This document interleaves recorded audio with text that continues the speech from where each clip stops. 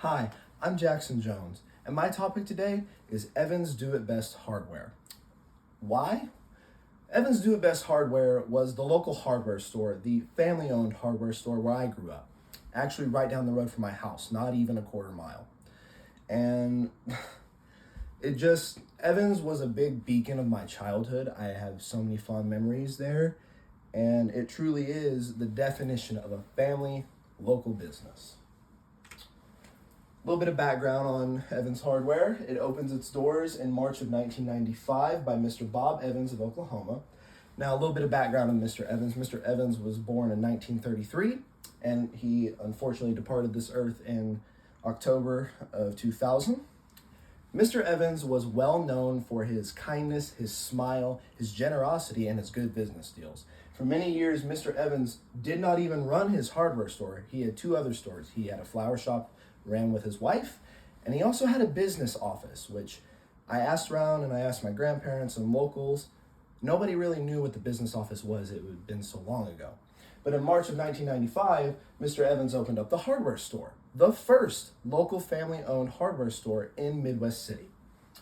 To this day, it is still record as the cheapest hardware store in town next to the other five. Those five are all big name brand hardware stores in Midwest City. Three of them belonging to Ace, one of them being unnamed, and the other one, I'm going to be honest, it was built last month. So I don't really have any knowledge about it, if it's family owned or not.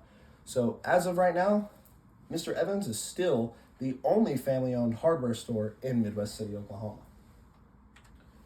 Now let's dive into a little bit of detail on Mr. Evans. Mr. Evans was known around town for that smile, for that presence, and for those business deals, like I've already said. I have a fond memory, not of Mr. Evans, but of his son, Jason Evans. He was also the second store owner. Jason Evans, like his father, did for my cousins and so many others before I was born, before his death in 2000, in that 5 years that he ran his store. He would always make sure, how do I say this without getting emotional? He always made sure to make sure a child left with a smile on their face. Of course, everybody remembers going down to the hardware store, the grocery store with their mom, dad, or grandpa, kicking and screaming that they don't want to go to the smelly old hardware store and look at tools.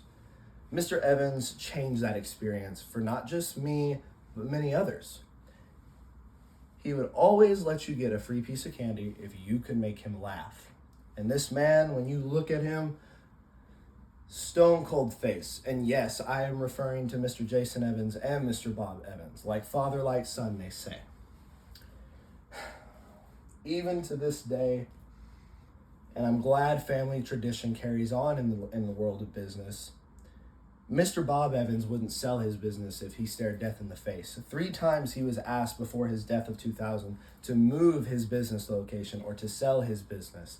He would not budge an inch.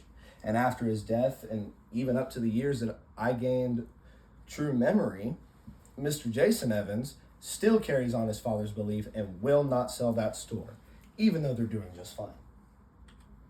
My personal connection with Evans Hardware goes a lot deeper than you would think, though. My best friend growing up was Jordan Evans, Jason Evans' son, Mr. Bob Evans' grandson. We've been friends for 12 years. 12 years of 20 years of living. That's a lot of time. With it being his grandson, I feel like I knew Mr. Evans even though he was gone before I was born. The stories that Mr. Jason has always shared and that Jordan's brother Michael shared. I have a deep connection with that family. I remember spending many Halloweens over there as they grew up right down the road on the same street of Wonga. Fun fact about Evans, there was Wonga and Douglas Boulevard. Douglas Boulevard, go down 5, maybe 300 feet. Evans Hardware, Wonga Drive. Every morning, all the Evanses, depending where they were, school or running the shop, would walk to their stores, making it even more such a family-grown business. I mean, what right business owner would put his house right down the road from it and then walk to work every morning? Someone who's invested in it. And that personal connection, like I said, the stories, or the memories of Mr. Jason making me smile whenever my grandpa would drive me down there to look for a new set of screws, or playing with Jordan when he would work the hardware store, even to going up his teens making him ditch work after school. My personal connection with Evans Hardware is a lifetime one. As for an article about Evans Hardware, with it being so small and so local, Midwest City being a small town, there wasn't much to find. However, I did find an article over Mr. Bob Evans, or Robert Evans, passing in 2000. All these names make a big deal to me. I know these people personally, and it was tough to read this, as even though I may not have experienced Mr. Evans' death, I still felt like he was part of my family, as his family local store made us feel like we were a part of his family. As for the future of Evans Do It Best, I see nothing but great things. I've seen nothing but great things.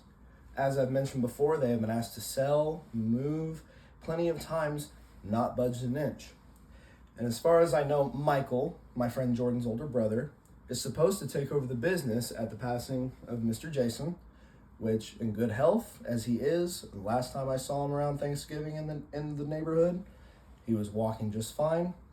So hopefully with years to come, Mr. Jason will continue to boost Evans' profit and their production and make sure they stay here for Michael, or maybe even my friend Jordan and their children to take over.